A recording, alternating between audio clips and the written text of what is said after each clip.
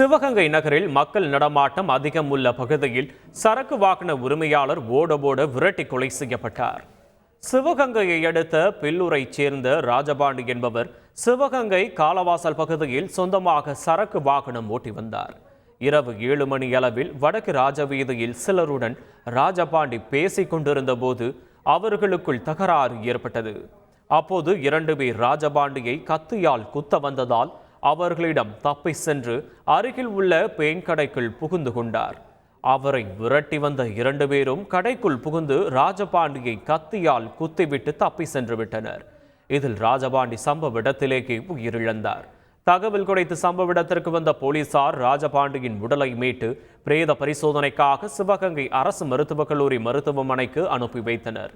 இந்த சம்பவம் தொடர்பான சிசிடிவி காட்சிகளை கைப்பற்றி தப்பியோடிய குற்றவாளிகளை போலீசார் தேடி வருகின்றனர்.